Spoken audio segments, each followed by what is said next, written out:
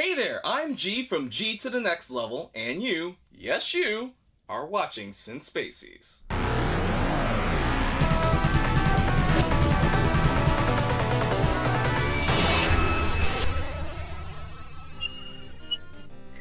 Spacies.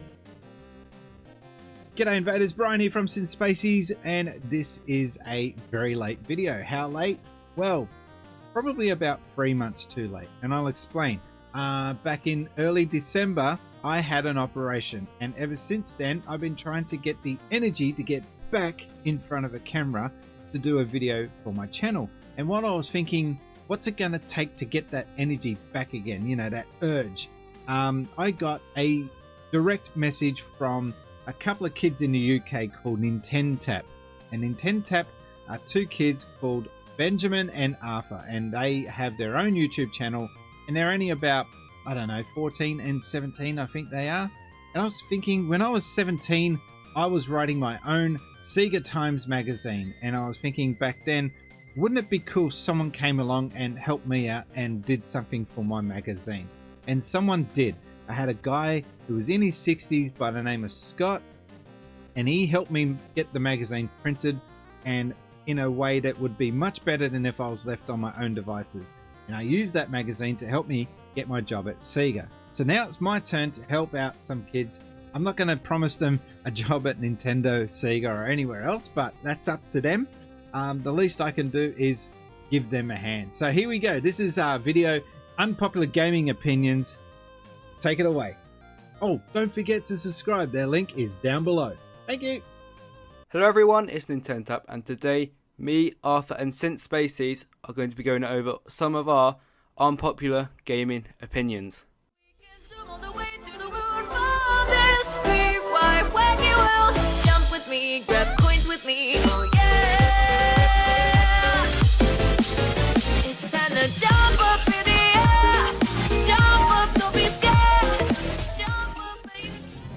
The Wii U is massively underrated, and if marketed right, it could have been one of Nintendo's most successful home consoles. In 2012, everyone was confused at launch whether the Wii U was an add-on for the Wii, a completely new controller for the Wii, or a new console. Nintendo were trying to ride on the success of the Wii by being able to use your same controllers, being able to sync your data, backwards compatibility, and of course the name. These were obviously all ways to try and get previous Wii customers to purchase a brand new Wii U.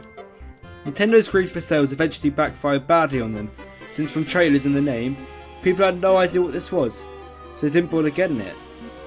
This really was a shame, since the Wii U had such amazing games such as Super Mario Maker, Captain Toad Treasure Tracker, and Super Mario 3D World.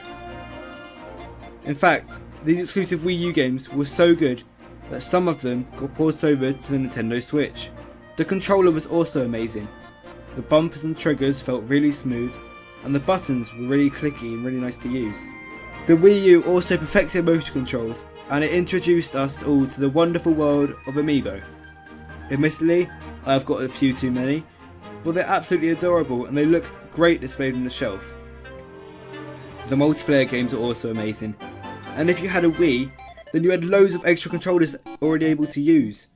Nintendo Land was a great game, and it demonstrated the power of the Wii U, and even now, when the Switch is 3 years old, I still come back to play this amazing game. HD graphics was also a new addition to the console, and they look breathtaking. Seeing your favourite Nintendo franchise in 1080p for the first time is just incredible. And the fact they didn't have to play on the TV with the Wii U semi-portability was really good and helpful for families with only one TV. For single player games, you could use a TV and the screen and the gamepad simultaneously. This was helpful for games like Splatoon, so you could see the map and the battlefield at the same time. This mechanic was really innovative, and I could see it being used a lot in the future. Anyway, that's why I think the Wii U was a really underrated console with a lot of unused potential. Spacies. G'day, Brian here from Spacies, and the guys over at Nintentap have asked me, do I have an unpopular gaming opinion? You bet your bottom ring that I do. Yes, I have an unpopular gaming opinion that may ruffle a few feathers, but you know what? I don't care. I stand by what I say, and that is Ocarina of Time, The Legend of Zelda Ocarina of Time, overrated. Seriously overrated. And I'll give you 5 reasons why I think it's overrated, starting with number 1. My number 1 reason why I think that Ocarina of Time is a broken mess is because the graphics. The graphics look like a jumbled mess. Look at it. Pop up, it's jerky, it looks like a fog. That looks hideous. And the textures look absolutely pitiful. And the frame rate. Don't get me started on the frame rate. And you've got fog to top everything off. So, you know, I just don't like the way it looks. So it's a dark, broken, foggy mess. And that's my number 1 reason why I think Ocarina of Time is a broken mess. My number 2 reason for thinking that Ocarina of Time is overrated is it's just a big, boring, open mess. Yeah, sure, it's an open world game. But once you get through the tutorial in the first village, you get to the hour and it nags your ear off. And then you get around that corner and you see this big, open Hyrule Plains. Yeah, sure, Hyrule Plains, plain boring. You go walking through it and then eventually you realise quickly, hang on a minute, there's nothing going on here. It's full of nothing. There's no interesting villages within the fields. I guess that's why they call it a field, but it's just big, open mess and pointless and boring. I think that was a really poor introduction to the game, and I think that they should have given you the bloody horse right up from the very start, because it's just too big and too long and too boring. So that's my number 2 reason. It's just plain big and boring. Number 3, the controls. What a clunky mess is that? I mean, okay, sure, granted, you've got the Z controls, the Z button to lock on and be able to hit a certain specific target. Top work, Nintendo. You did well there.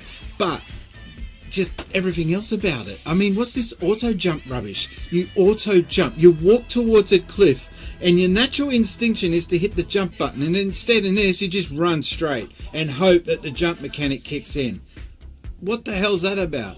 Plus, it's just clunky. And the menus. You're getting in and out of the menus all the time, and the menus are a broken mess. So, nah, not a fan. The auto jump. Get rid of that. Give me a jump button, damn it. That's what Mario brought all those years ago. Nintendo, you taught us to jump. Jump. Give us a jump button. Not this auto jump button rubbish. Number 4, the puzzles. The puzzles are just cryptic. It's like they made the game, they put it all together, and then they were like, oh crap, we've got to put some puzzles in. Let's just put some really boring long dungeons, fill them with water, put some hidden rooms behind a statue that are so obscure and insignificant that you just would be easy to miss them. Yeah, I don't like the puzzles in this game. Get rid of them. I'm not a fan. No. Number 5 reason why I think Ocarina of Time is overrated. Navi. Navi, I'd clip the wings off that stupid little pathetic being and chuck it off a cliff and hope that auto jump doesn't kick in for that one. That can go straight down to the bottom of gaming hell. Do not care for Navi one bit. Overrated. Part of an overrated package, and just one more reason why the game is overrated. So that's been my top 5 reasons why I think Ocarina of Time, The Legend of Zelda, is an overrated piece of mess. I just don't like it. Don't like it at all. I kid. I've got a Nintendo 64. That's super cute. That's my Nintendo 64, and I bought this simply because, I mean, look at it. It's so cute. How could you resist that? But I think that this system is the main reason why this game is being held back. I would love to see Nintendo release a HD re-release of the Ocarina of Time. I bought it. This is my copy, which is the Japanese version. I bought this out of curiosity because everyone kept banging on about it. Best game of all time, 10 out of 10, Nintendo masterpiece, and all the rest of it. But after playing it, I just felt I was not impressed. I didn't honestly like the way this game looked and felt on the Nintendo 64 console. However, having said that, I think that there is an awesome game in here trapped inside a really bad system. I think that the music, it just screams out to come out onto a better console. The soundtrack to this game is spectacularly awesome. The characters and all the NPCs in this game are super cute, and you do want them to be shown on a better in a better version of this game. So I'm pushing for a better version of Ocarina of Time. I stand by most of my reasons why I think Ocarina of Time is overrated, but having said that, I would like to see a better and more complete version of this game come out one day. One day, we can only hope. In the meantime, back over to you guys over at Nintentap. So my unpopular gaming opinion is that I hate the GameCube controller. When I think about it compared to most other controllers, it just seems awkward to use with a small stick. It feels super unnatural to use, and since the left stick is way bigger, it doesn't make sense since no one has one thumb bigger than the other. Also with the C stick, it sometimes even feels stuck in place and hard to even move and navigate with, which isn't really what anyone wants while they're trying to play a game. Also, why are the X and Y buttons such weird shapes? They just don't seem to make sense, going from round shaped A and B, so I don't even know what shape X and Y are. They seem almost too small to be able to press properly. I don't see any reason why they should be such an obscure shape. The fact that it isn't even a left bumper is beyond me. There's only a measly Z button that can barely even be pressed, and the fact it's so small compared to the L and R buttons doesn't seem to stack up in the controller design. The D-pad too, it's microscopic, and all four sides seem to blend into one. So as you could imagine, that makes it really hard to just use. It's not even like it can be excused by everything else because of all the other bad features. The bits that come out in the middle where the C-stick and D-pad are seem to always get in the way of a comfortable grip. And the pinky and ring fingers feel out of place. And to top things off, the grips are far too thin to play any game properly. It almost makes it feel like your hands are just going to slip off. I think it's a shame because there's so many great games on the GameCube that hold hours of awesome and fun gameplay, but it just gets let down by the lack of good and useful features of the GameCube controller. Playing with the GameCube controller is just hard to adapt to this completely different gameplay style that strays far from any other. So that's why I hate the GameCube controller. What did you guys think of our unpopular gaming opinions? Did you agree with any of them?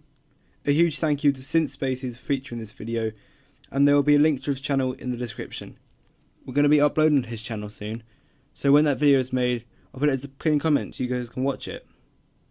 If you guys enjoyed this video, remember to like, subscribe, and I'll see you in the next. Let's go!